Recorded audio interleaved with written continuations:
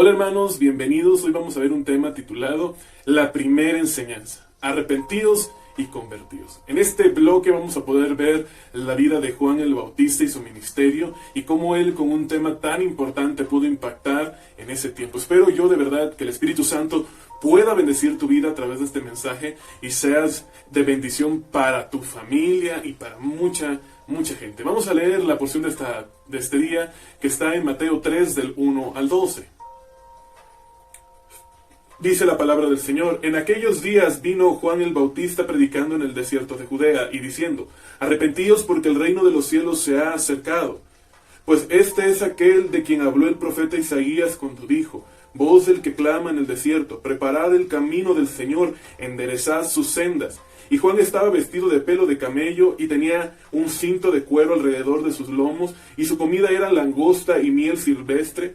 Y salía a él Jerusalén y toda Judea y toda provincia de alrededor del Jordán, y eran bautizados por él en el Jordán, confesando sus pecados. Al ver que muchos de los fariseos y saduceos venían a su bautismo, les decía: Generación de víboras, ¿quién os enseñó a huir de la ira venidera? Haced, pues, frutos dignos de arrepentimiento, y no penséis decir dentro de vosotros mismos: a Abraham tenemos por padre, porque yo os digo que Dios puede levantar hijos a Abraham aún de esta piedra. Versículo 10. Y ya también el hacha está puesta a la raíz del árbol, por tanto, todo árbol que no da buen fruto es cortado y echado en el fuego. Yo a la verdad os bautizo en agua para arrepentimiento, pero el que viene tras de mí, cuyo calzado yo no soy digno de llevar, es más poderoso que yo. Él os bautizará en Espíritu Santo y fuego. Su aventador está en su mano, y limpiará su era, y recogerá su trigo en el granero, y quemará la paja en el fuego que nunca se apaga. Bueno, mis hermanos, en esta porción vamos a ver algo muy bueno, y es esta parte donde Mateo, ya entendemos la intención de él. Él se enfoca a un pueblo judío y quiere hablarles a este pueblo judío diciéndole: Jesús es el Mesías, el que estábamos esperando. Y sobre él, y en su narración en el libro de Mateo, él va a tratar de poner todas aquellas profecías que se decían acerca del Mesías, y en este caso, no solamente del Mesías, sino, como vimos, de Isaías 40, que habla acerca de este profeta que iba a venir y que iba a preparar el camino, que iba a enderezar las sendas, iba a poner derecho lo que estaba pasando en este tiempo. Y Juan fue descrito de esta manera, y no solamente eso, también vemos una descripción de él con pelo de camello, y lo vemos también predicando en el desierto, comiendo langostas. Y esto nos recuerda a aquel profeta Elías, que estaba igual en el desierto predicando al pueblo de Israel con poder y con gloria.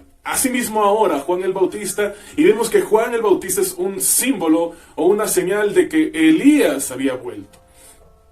Y es aquí el cumplimiento una vez más de lo que se esperaba de los tiempos en que el Mesías llegaría. Juan es esta representación de una venida de nuestro gran Salvador. Pero algo que tenemos que tener muy en claro, vamos a ver ahorita cómo Juan estaba bautizando. Juan tenía una predicación poderosísima y un ministerio fuerte en gran manera. Porque, hermanos, imagínate que a la salida de donde tú vivas, donde quiera que estés viviendo, hay una persona en un poco de agua predicando acerca de arrepentimiento y conversión. Y ellos en ese momento llegaban y empezaban a escuchar a este predicador, y la multitud empezaba a tener una señal evidente por agua, que era la señal del bautismo. Se metían al agua, salían del agua, y una vez que salían del agua, empezaban a confesar públicamente sus pecados. Imagínate que de pronto llegas y ves a tu vecino, a tu vecina, hablando de cosas tremendas, o a tu pariente, a tu familiar, a tu papá, a tu mamá, hablando de cosas muy fuertes, de su pecado públicamente. Pero porque en ese momento la predicación de Juan el Bautista, el ministerio de Juan el Bautista, era un ministerio poderoso. porque tenía la finalidad de enderezar una senda. La finalidad de preparar el camino, de barbechar la venida de nuestro Señor y Salvador. Y lo primero que vemos es esta predicación con este mensaje: arrepentíos y convertíos. El arrepentimiento y la conversión es el primer mensaje que tenemos que ver nosotros en nuestra fe cristiana. Sin la predicación del arrepentimiento, sin la predicación de la conversión, nuestra fe cristiana no tiene buenos comienzos. Hermano, yo puedo llegar a tu casa y si te caigo más o menos bien, te puedo invitar a ir a la iglesia, tú me puedes acompañar, o incluso a una célula. Si hacemos una célula en casa de alguien que te caiga más o menos y damos algún convivio, tú puedes acompañarnos sin ningún problema. Y por la compañía puedes estar rodeado de nosotros y estar en ese sentido, sentirte bien y estarla pasando muy bien. Pero si tú no escuchas una predicación sobre el arrepentimiento y la conversión, me temo que muy probablemente vas a estar hablando y escuchando de Jesús, pero no tendrás salvación. Perderás el propósito por el cual Cristo ha venido. Y hoy quiero que entendamos y darle mayor peso a esta enseñanza antes de comenzar. Y quiero para esto que me puedas acompañar a Mateo 4:17. Amén. Acompáñame a Mateo 4:17 y dice de la siguiente manera: desde entonces comenzó Jesús a predicar y a decir: arrepentíos porque el reino de los cielos se ha acercado. Amén. Mis amados hermanos, ¿cuánto peso tiene la enseñanza del arrepentimiento y la conversión en una persona? Que nuestro Señor Jesucristo, si tú lees el Mateo 4, en la parte superior tiene un título y dice comienzo del ministerio de Jesús. Y en esa situación quiero que te pongas. Quiero que veamos que las primeras enseñanzas de Jesús fue a través, una continuación de este mensaje tan poderoso de Juan el Bautista, que es arrepentíos y convertíos. Amados hermanos, sin arrepentimiento y sin conversión, empezar el camino en la fe cristiana puede traer ciertos tropiezos. Pero también quiero que entendamos algo. Juan el Bautista, ¿a quién le predicaba? ¿Con quién estaba hablando este tema de arrepentimiento y conversión? Pues nada más y nada menos que al pueblo de Israel, a un pueblo que había sido en estos momentos. Y quiero decir algo en este día. Jesús no llegó ni antes ni después. Jesús llegó en el momento indicado. Algo que vemos muy particular en el pueblo del Señor es esto. Dios escoge un hombre, hace de él una gran nación, y esta nación es adoptada por Dios, es el pueblo de Dios, a él le da la ley, y con ellos hace un pacto de que traería un Salvador, un Mesías. Aleluya. Pero el problema aquí es que si tú lees todo el Antiguo Testamento, la relación de Dios con este pueblo, o este pueblo con Dios, mejor dicho, venía en que adoraban a Dios y lo veneraban con todo su corazón. Dios los prosperaba. Pasaba otra generación, no conocían a Dios, abandonaban a Dios, pecaban en maneras tremendas, y así se iban, en creer en Dios, en no creer en Dios, en creer en Dios, en no creer. Pero cuando llega nuestro Señor Jesucristo, llega en un tiempo que los romanos tenían al pueblo de Israel. Pero el único problema que había es que sí, efectivamente ya tenían una convicción por la Torá, ya tenían prácticas muy buenas, pero eran religiosos. Eran religiosos, mis amados. Y una persona con religiosidad no puede acercarse a Dios. Tú puedes tener un método de irte de rodillas a algún lugar y de esa manera demostrar tu fe. Tú puedes tener tal vez una práctica en la que tú creas que con eso estás agradando a Dios. Pero hermano, la religiosidad jamás va a traer salvación. Y vemos aquí algo, el bautismo de Juan. Juan daba un mensaje fuerte, pero el mensaje que él tenía traía un simbolismo, y este simbolismo era ni más ni menos que el bautismo, el sumergirse en las aguas para declarar arrepentimiento y perdón. Y este bautizo de Juan era una señal que el pueblo de Israel había tenido antes, una práctica que se le llama del lavamiento.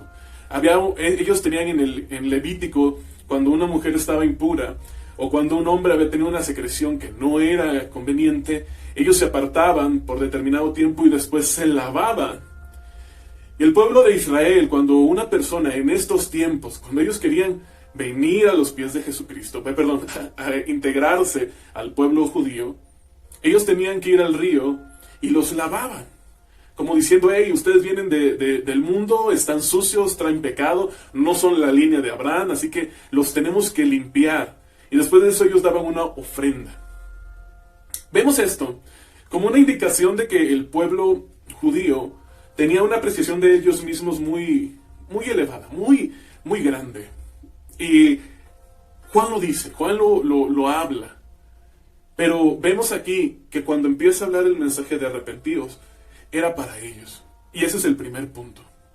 El problema que tenía el pueblo de Israel en estos momentos era el siguiente. Yo no tengo por qué arrepentirme. No tengo de qué arrepentirme. Y el gran problema de buscar a Dios en los lugares incorrectos es que a veces la religión te puede dar una manera de estar bien con Dios y sentirte como que ya has hecho todo lo que tienes que hacer. Y quiero compartirte un testimonio de un amigo que hoy yo lo bendigo. Si llegas a ver este mensaje, hermano, te doy un abrazo. Él es pastor ahorita. Y es mi hermano Benjamín. Para los que son de Tabasco y conocen Casablanca, Casablanca es una colonia muy, muy, muy complicada. La gente ahí tiene malos hábitos, son maleantes, ¿verdad? Y en la casa de Berzaín había su hermano Julio.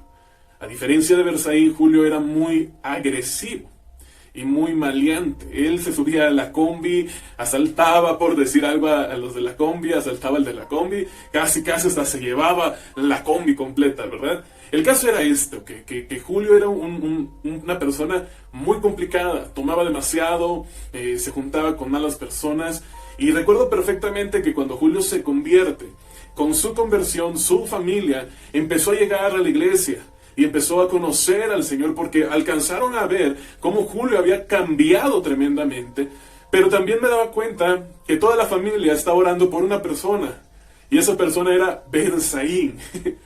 Y cuando uno escucha el testimonio de Berzaín te dice, pues es que yo a qué tengo que ir a la iglesia, yo no soy mala persona. Y en efecto, Berzaín, exagerando un poco, era aquel joven que tendía su cama todos los días, lavaba su ropa, trabajaba desde joven, le daba dinero a su mamá, en fin, que era muy, muy, muy dedicado, y era un joven bueno. Y él tenía este problema, dice, ¿yo de qué me voy a arrepentir? Y el mismo problema tenía el pueblo de Israel. El pueblo de Israel en este momento tenían el mismo conflicto.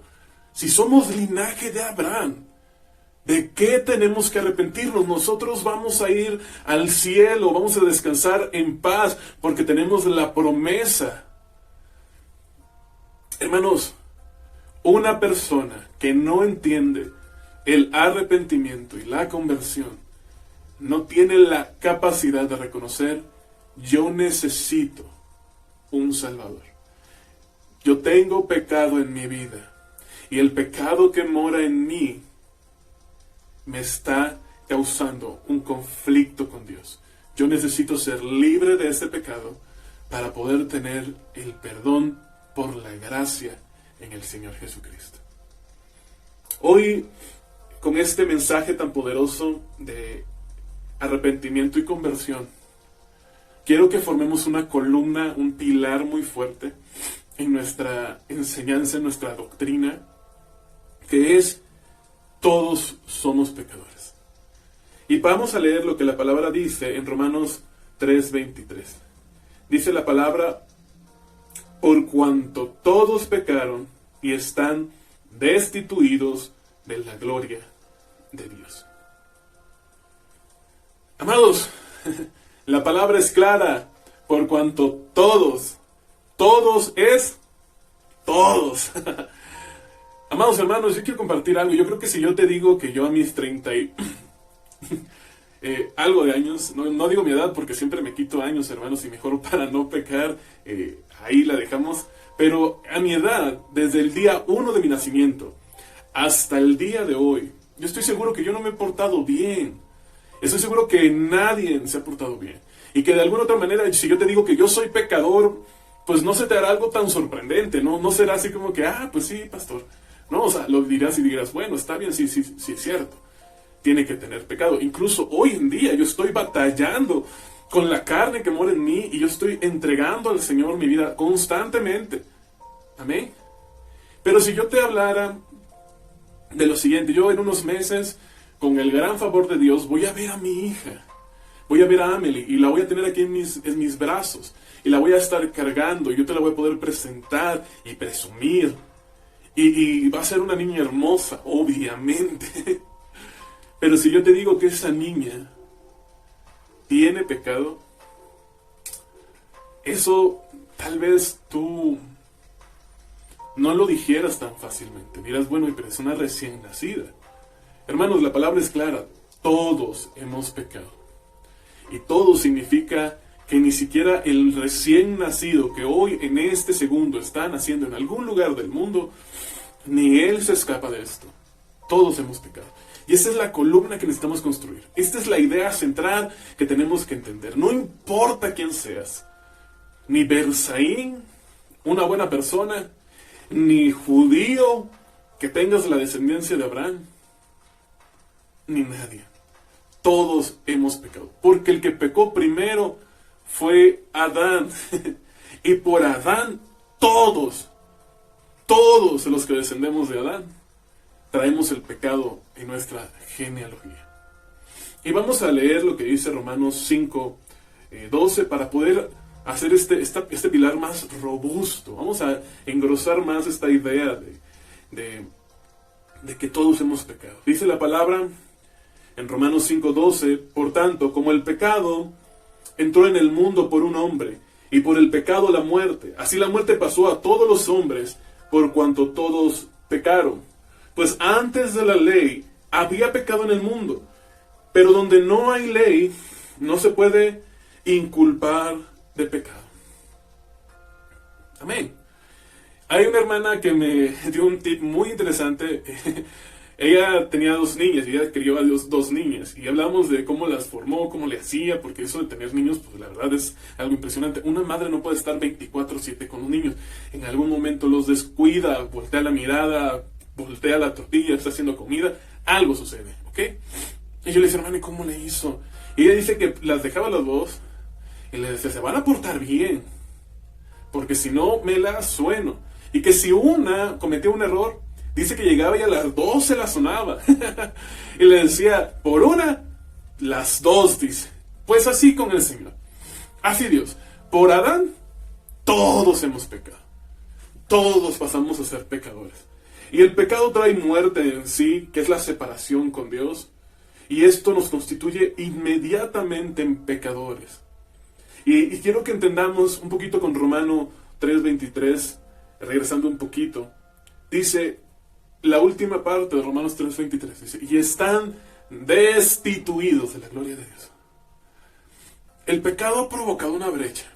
El pecado de Adán provocó una separación tremenda en la cual ningún hombre puede brincar y accesar a Dios. No podemos, porque hemos sido destituidos de la gloria de Dios. Y ahora por ese pecado que tenemos por nuestro padre Adán, ahora vemos lo siguiente, hemos pasado a muerte. Pero también algo que vemos en el versículo 13, que dice, pues antes de la ley había pecado en el mundo. Hermanos, Dios escogió a Abraham, una gran nación, ya dijimos, los llevó, los sacó de Egipto, los llevó al monte Sinaí, y en el monte Sinaí le dio los estatutos, le dio las leyes. Vamos a hablar del decálogo, solamente estos 10 mandamientos. Si hoy tú te pusieras a medirte con los 10 mandamientos, ¿cómo saldríamos? Nada más con esta parte de honrarás a tu padre y a tu madre. Nada más con eso, hermano. Hoy hay un gran menosprecio hacia los padres. No los honramos, no honramos las canas. Solamente con este mandamiento podemos decir que la mayoría somos infractores, que la mayoría estamos debiéndole a Dios, que no cumplimos ese mandamiento. No hablemos de los demás, o sea, ya con este. Y en esta situación, con este mandamiento, solamente por ese, no cumplimos los 10 mandamientos. Hoy te quiero preguntar, ¿cómo estaría tu vida si te presentaras delante de Dios solamente con el decálogo? ¿Podría ser aceptado por Dios? La respuesta es no. Y esta es la función de la ley. La función de la ley es darle al hombre las instrucciones de Dios y hacerle ver al hombre que por él mismo, él no puede accesar a la gloria de Dios. No podemos. Nuestra naturaleza nos es contraria. El pecado que mora en nosotros nos destruye. Y hoy quiero que entendamos algo. Para eso vino Jesús. Jesucristo fue es el Hijo de Dios, que fue el Cordero inmolado, un hombre sin pecado, aquel ofrenda perfecta. Él no hizo nada malo, al contrario, todo lo obedeció del Señor. Y Él cumplió no solamente el decálogo, sino todo lo que se hablaba de Él. Y todo lo que el Señor esperaba de Él, incluso la muerte obedeció. ¡Qué glorioso! Hoy, hermanos, tenemos que entender esto. La ley sirve para revelarnos que solamente en Cristo Jesús y por Cristo podemos ser salvos. Y hermanos, sabemos hoy que el primer Adán falló, cometió pecado, nos llevó entre las patas. Pero el segundo Adán, el verdadero Hijo de Dios, el cual, mis amados hermanos, hasta en su nacimiento fue maravilloso. Porque tú y yo, a través del ADN de nuestro padre Adán, tenemos el pecado en nuestro ser. Y Jesús no tiene nada de eso. Porque José no es el padre biológico. Amén. No es el padre biológico de Jesús. Y esta situación que se va pasando de generación en generación, en Jesús no hubo. Él nació de manera virginal, Él nació de una manera extraordinaria a través del Espíritu de Dios, usando a María en gran manera. Por eso María, como bien dice la palabra, llena es de gracia. Hermanos, el pecado tiene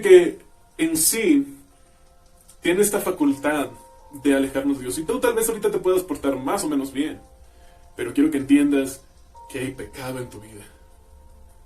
Bersaín pudo entender eso y fue libre. Si tú por alguna cuestión tú te has aferrado a una religión y crees que tu religión te va a salvar, quiero decirte que si tú no te arrepientes, no ves la mortandad que hay dentro de ti y vas delante del Señor, de nada te sirve. El segundo punto que vamos a ver es el arrepentimiento. Trae conversión. Juan, con su manera de predicar, se dirigía con palabras muy fuertes a los fariseos. Les decía, generación de víboras. ¿Quién les enseñó a huir de la ira venidera? Para nada eran palabras de confort. Y creo que esta predicación tan fuerte, al fin y al cabo, incomodaba. Pero mis amados hermanos, la palabra del Señor tiene el objetivo de incomodarte. Tiene el objetivo de señalar lo malo que hay en ti. Porque, amado hermano, cuando tú te arrepientes, tiene que haber una conversión. Si no hay una conversión, no hubo arrepentimiento. Hermano, tú podrás decirme ahorita, y yo quiero que hablemos de este tema tan hermoso que es un nuevo nacimiento. El nuevo nacimiento que tenemos en Cristo Jesús y que lo representamos en el bautismo de Jesucristo, que no es el mismo que el bautizo de Juan el Bautista. En el libro de los Hechos, llegaron y le preguntaron, y aquí conocen al Espíritu Santo y dicen, no sabemos quién es Él. Y pues se han bautizado en el nombre de nuestro Señor Jesucristo, tampoco, solamente en el de Juan el Bautista. Y llega y los bautizan en el nombre del Padre, del Hijo y del Espíritu Santo. Este es el bautismo de nuestro Señor Jesucristo. Y esto hablaba acerca de la conversión, hablaba acerca de un nuevo nacimiento. Se lo dijo a Nicodemo. A Nicodemo le dijo, ¿sabes qué? Si quieres la vida eterna, te es necesario nacer de nuevo. Y le dijo, ¿qué? ¿Acaso me meteré una vez más al vientre de mi madre? Le dijo, no, tienes que nacer de nuevo. Y mis amados hermanos, cuando confesamos a Cristo como nuestro Señor y Salvador, y creemos que necesitamos salvación, y declaramos que Jesús, y tenemos fe en Jesús, en ese momento, este linaje adámico es quebrantado, se cancela, ya no más. El pecado que había de generación en generación sobre tu vida es cancelado por la fe en Jesucristo. Pero hermanos, supongamos que tú estás yendo sobre esta dirección, tú eres una persona borracha, adúltera, un fornicario de lo peor, eres un adicto, y tú estás caminando hacia el pecado, y de pronto viene Jesús y te detiene, y estás aquí bien detenido. Pero hermanos, esto solamente es cuando tú crees en el Señor Jesucristo. Para que tú vivas conforme al Señor, tiene que pasar algo. Tienes que cambiar de dirección. Tiene que haber una conversión en tu vida. Tienes que empezar a caminar y tienes que empezar a andar conforme a lo que Jesús quiere de ti. Pero quiero decirte esto. Este camino de conversión son hechos, no palabras. Amén. Hermanos, ustedes me van a entender más y discúlpenme varones, pero somos medio cabezas huecas y a veces la regamos mucho. Y hermanas me van a entender cuando tu esposo llega y te dice, mi amor, perdóname de verdad, no lo vuelvo a hacer, sé que estuvo mal. Y esa persona te da un discurso y te convence y le das una oportunidad por tus hijos, por lo que tú quieras. Y siguen adelante. De pasa el tiempo y vuelve a ser la misma. Amor, de verdad. Y así se la va. Mis amados hermanos, esa persona se sintió mal con su pecado. Y es lo mismo que pasó con Judas Iscariote. En Mateo 27 vemos esta parte de Judas, cómo él se sintió incómodo con su pecado. Él se remordió.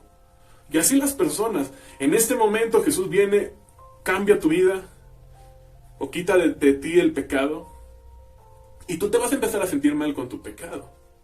Pero eso, mis amados hermanos, no significa que haya una conversión. Y para la conversión, tú tienes que ir poco a poco a la cruz.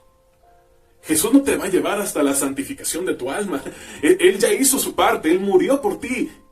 Pero ahora te corresponde a ti caminar en santidad. Llevar a la cruz, dice, crucificad vuestra carne. Y tú tienes que tener esto en cuenta. Sí, tus pecados fueron perdonados, pero ahora tienes la carne. Y hay vicios sobre ti, cosas que tú has hecho y cometido durante muchos años. Y que no son fáciles de quitar. Una persona que es mentiroso, de la noche a la mañana, no por hacer la oración de fe, ya mágicamente deja de mentir. Va a tener una lucha.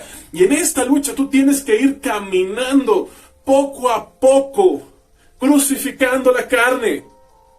Dejando en la cruz del Calvario y decir, Señor, yo no puedo con este pecado, ayúdame, Señor, yo pongo aquí mi pecado, yo me arrepiento de mi pecado y me vuelvo para atrás, yo ya no quiero volver a pecar.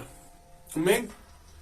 Estas acciones son obras tuyas, no de Jesús, no del Espíritu Santo. Y ese es el gran problema, cuando una persona entiende el arrepentimiento, pero no entiende la conversión, que es el caminar en santidad. Hay muchas personas que esperan que mágicamente dejen de pecar, que mágicamente dejen de fumar, que mágicamente dejen de fornicar o tener adulterio. No es así.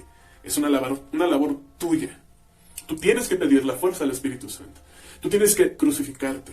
Nadie lo va a hacer por ti. Porque, mis amados hermanos, tenemos que entender que tenemos que dar frutos dignos de arrepentimiento. Y esto lo hablaba Juan el Bautista. Le decía, den frutos dignos de arrepentimiento. ¿Qué quiere decir? Se tiene que dar a conocer. Tiene que ser evidente que tú estás caminando en santidad.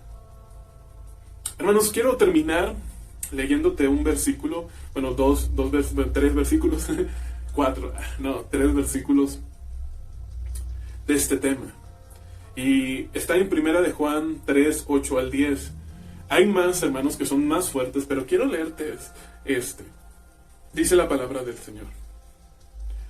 El que practica el pecado es del diablo, porque el diablo peca desde el principio. Para esto apareció el Hijo de Dios, para deshacer las obras del diablo. Todo aquel que es nacido de Dios no practica el pecado, porque la simiente de Dios permanece en él y no puede pecar, porque es nacido de Dios. En esto se manifiestan los hijos de Dios y los hijos del diablo. Todo aquel que no hace justicia y que no ama a su hermano, no es de Dios. Ay, amén, hermanos. Mira, hermanos, simple y sencillo. Aquí dice, el que practica el pecado es del diablo. Punto.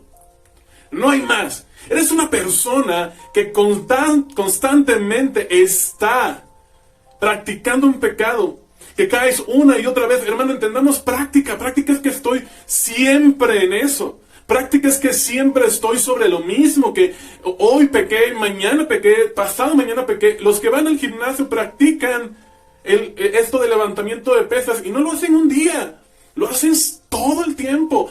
Así dice. El que practica, yo sé que tú y yo vamos a cometer pecados, me queda claro. Pero vamos a arrepentirnos y vamos a la cruz y no vamos a permitirle al enemigo que se glorifique de nuestro pecado. Nosotros nos arrepentimos. Amén. Pero, ¿qué hay de aquellos que fueron a la iglesia? Les hicieron hacer una oración de fe, pero siguen pecando. Hermanos, no se han arrepentido, no se han convertido. Su fe no se ha cimentado en Jesús. Y quiero decirte algo, que los que practican el pecado son del diablo, porque el diablo desde el principio se dedica a pecar. Desde el principio se dedica a pecar. Y tenemos que entender, por esto se llama nuevo nacimiento, porque nosotros estábamos en ese nacimiento de pecado de Satanás, pero ahora nacimos como hijos de Dios. Ya no tenemos por qué permanecer pecando. Podemos caer en pecado. Pero hoy, mis amados hermanos, tenemos que dar frutos. Dice la palabra, por sus frutos los conoceréis. No hay de otra. Aquel que ha creído en Dios, que como dice la palabra, permanece en Él. Y no puede pecar, porque permanece en Él. Va a dar fruto, se va a notar. La gente lo va a notar. Hermanos, si tú llegas a la iglesia y la gente sigue viendo que eres la misma persona, tienes que tener un encuentro con Jesús. Y te voy a decir algo y vamos a ir avanzando un poco más.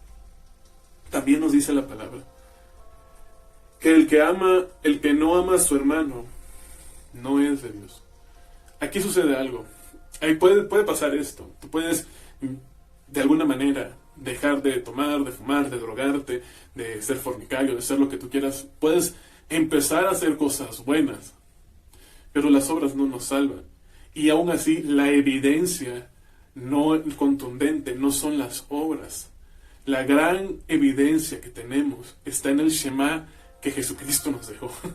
Y digo en el Shema porque el Shema original empieza a hablar, Shema Adonai Eloheinu, y empieza a hablar de cómo nuestro Dios solo es uno y solamente a Él adoraremos. Pero Jesús nos dice que la mayor cosa que tenemos que cumplir es amar a Dios sobre todas las cosas y a nuestro prójimo como nosotros mismos. Tú y yo hoy tenemos que entender esto. Si yo ya dejé de portarme mal, pero no puedo amar a mi hermano, la obra no está terminada. Aún tenemos que avanzar, aún tenemos que caminar más. Hay cosas que todavía tienes que dejar en la cruz. Porque lo que al final, lo más relevante para Jesús, es que tú puedas amar a tu prójimo, que tú puedas tener compasión por los demás. Y es aquí donde muchos cristianos se detienen. Muchos cristianos empiezan a portarse bien, pero no sienten misericordia ni amor por otras personas, por ver que de esas personas sus vidas están yendo al infierno, que nadie les predica, que nadie da su vida por ellos, que no tienen, es más, ni siquiera una oración levantan por ellos. Y hermanos, cuando tú tienes un corazón como el de Jesús, cuando tú amas a los que están cerca de ti, lo mínimo que vas a hacer es predicar la palabra a ellos. Exponerles el tema de salvación, exponerles el tema del arrepentimiento, de la conversión. Mis amados, no te quedes solamente en dejar de hacer lo malo. Empieza a obrar conforme al corazón de Jesús, amando a los demás, dando tu vida en rescate por otros, como Jesús mismo dio su vida por nosotros. Mis amados hermanos, recordemos también que dar frutos nos los habló Juan el Bautista. Juan el Bautista era muy celoso, muy celoso, tan celoso, que él hablaba de que Jesús iba a venir con un bautismo del Espíritu Santo y de fuego. La intención de Juan el Bautista literal era destruir a todos. Y eso pensaba que Jesús iba a hacer, pero no, Jesús no vino con esa intención. Pero aquí nos dice que el hacha ya está puesta en la raíz. Y también habla del aventador. Este aventador, que ahorita lo podremos ver como el bieldo, es un trinche que sirve para agarrar la paja y moverla, para que los granitos salgan y lo que sea bagazo se vaya. Jesús va a separar lo que es de lo que no es, los hijos de Dios de los hijos del diablo. Y es una gran oportunidad para que tú comiences a poner tu corazón delante de Dios, a poner tu vida delante de Dios, a decirle a Jesucristo, te reconozco, y poner todo de tu parte para una conversión, no solo un arrepentimiento, para caminar en santidad. Yo te bendigo, te mando un fuerte abrazo. Espero que el Señor sea ministrando tu vida, tu corazón, tu ser. Y si algo te podemos ayudar, no dudes en mandarnos un mensaje, déjanos un comentario y estaremos ahí para ti. Te bendigo, te amo, en el nombre de Jesús. Amén. Bendiciones.